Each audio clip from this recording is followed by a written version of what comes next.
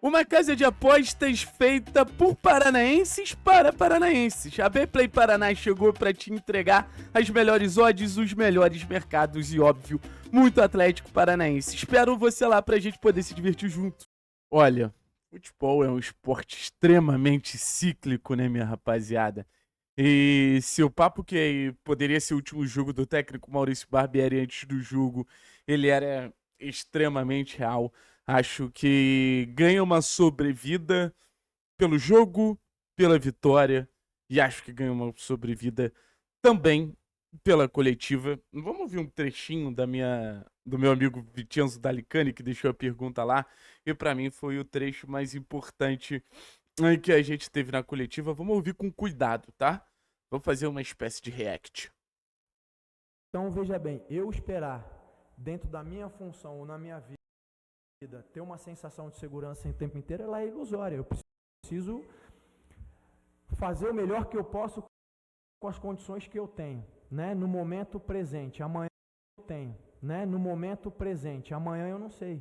E eu tenho certeza que tenho me dedicado e tenho feito muito pelo Atlético. Pode ser que até que ao final da temporada eu não esteja aqui para colher os frutos, mas não quer dizer que eu não plantei, não quer dizer que eu não adubei, não quer dizer que eu não cuidei da terra, não quer dizer que eu não vou deixar algo para o Atlético. Volto a dizer, a transformação que a gente fez de trocar quase 100% do elenco, ela não é simplória, ela não é simples e ela não é fácil. Quando me fizeram o convite para assumir o Atlético, era uma equipe. Quando eu desci do avião para acertar, já era outra equipe. E depois Isso é muito outra importante. equipe. E não estou reclamando do meu elenco, pelo contrário. Já elogiei e continuo elogiando. São excepcionais jogadores, trabalhadores. Agora, eu não preciso ensinar o Patrick a jogar futebol. Eu não preciso ensinar o Isaac, o Tevez. Eu preciso desenvolver uma maneira deles jogarem juntos. E esse é o desafio. Quanto tempo leva isso? Não é ciência exata. Cada um responde de um jeito. E uma coisa é você responder em uma circunstância, outra coisa é em outra circunstância. Num processo de desenvolvimento e crescimento de equipe, as experiências contam muito. Então, perder o estadual da maneira que nós perdemos foi uma experiência negativa, que nós só vamos conseguir entender o que é passando por aquilo e encontrando as soluções para dar resposta. Perder o jogo contra o Cuiabá fora de casa é uma experiência que eu não consigo reproduzir no treinamento. É uma experiência que não adianta eu conversar com eles. Tem que viver aquilo para entender o que é, como que dói, como que sente, como que nós vamos buscar a solução. Uma coisa é conhecer o jogador ganhando, outra coisa é conhecer o jogador ou os jogadores num contexto distinto, porque o ser humano tem atitudes diferentes em contextos distintos. Então, o processo de construção e desenvolvimento de uma equipe não é algo simples e leva tempo. E isso nós estamos fazendo. Estamos fazendo com muita honestidade, com muito trabalho, e eu não tenho o menor pudor de falar sem falsa e moderna. Estamos fazendo com maestria. Se amanhã ou depois a coisa virar para um outro lado, o trabalho continuou sendo bem feito. Vou voltar naquilo que eu disse. Uma coisa é a análise, que tem que ser feita em cima de fatos, de critérios, de números, de objetivos. Outra coisa é a narrativa que se cria. Porque a narrativa eu pego 2, 3 pontos e vou contar a história a partir daquilo lá. E aí eu conto como eu quero, da maneira que eu quero. Declaração muito boa do Barbieri, tá? Declaração muito boa. E agora a gente vai repercutir essa declaração. Deixa o like, se inscreve no canal. Eu quis dividir com vocês uma declaração maior, mas que tem muito conteúdo nela. E o primeiro de tudo é pro Barbieri entender que dentro de um cenário realmente que é abarrotado de narrativas, e acho que isso ele já deve estar acostumado, já trabalhou, por exemplo, na bomba midiática, que é o Flamengo, não é narrativa quando o Barbieri não conseguiu sair dos encaixes individuais do técnico do Maringá, do Jorge Castilho. Não foi narrativa, foi fato. Não foi narrativa quando uma substituição do Guto Ferreira quebrou todo o plano de jogo que vinha sendo bem executado no jogo contra o Cuiabá. Então, quando a gente fala de fatos e narrativas, eu acho que a gente precisa lembrar do macro. E o macro mostra que o Barbieri errou, e o macro mostra que o Barbieri tem por que ser questionado. E assim, eu tô 100% de acordo com ele que não deve ser fácil fazer esse processo de tantas saídas e de tantas chegadas.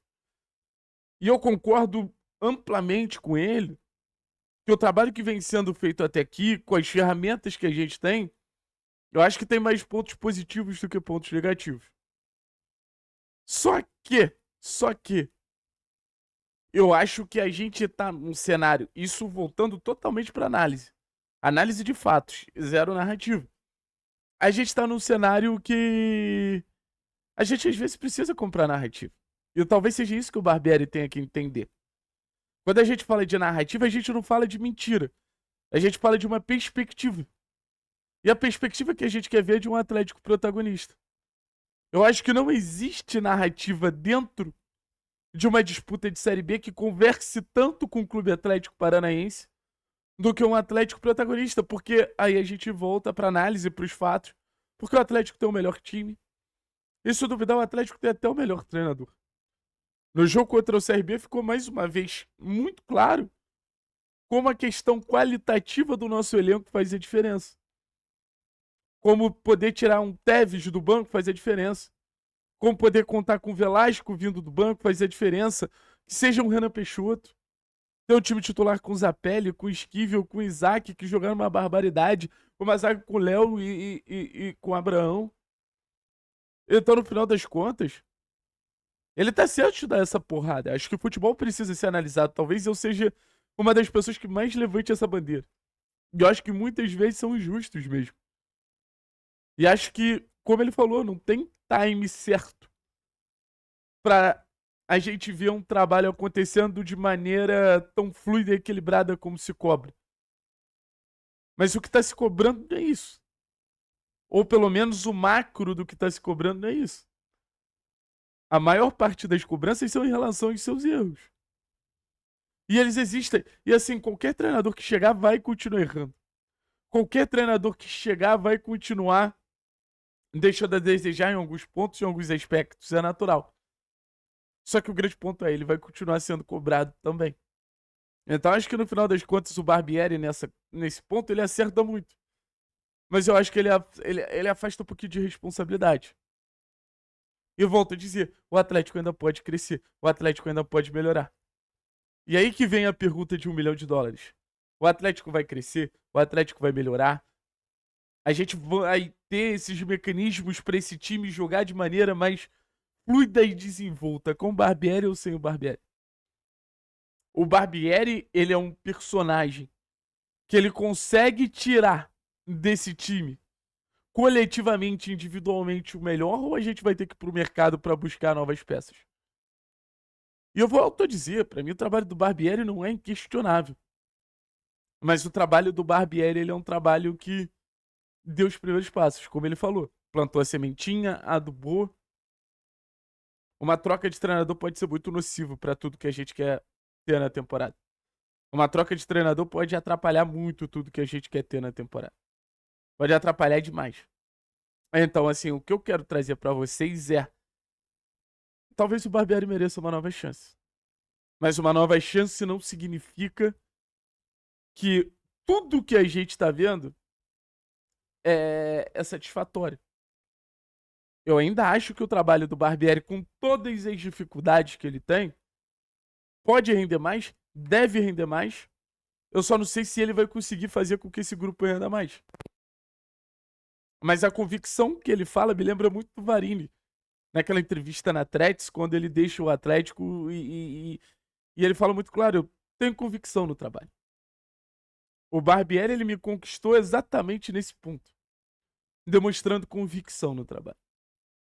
E eu acho que a resposta que eu queria ter pode ir para vários caminhos, mas o caminho que ela não pode fugir é o caminho da convicção. Que o grupo tá fechado com o Barbieri ficou claro. Que os principais líderes do elenco estão fechados com o Barbieri ficou claro. Que o Barbieri convocou a torcida para fazer parte desse fechamento ficou claro. Só que, para esse fechamento acontecer, eu não vou nem falar de pacto, porque pacto traz uma memória muito ruim na nossa cabeça, mas para esse fechamento acontecer, depende mais do Barbieri do que de outros profissionais.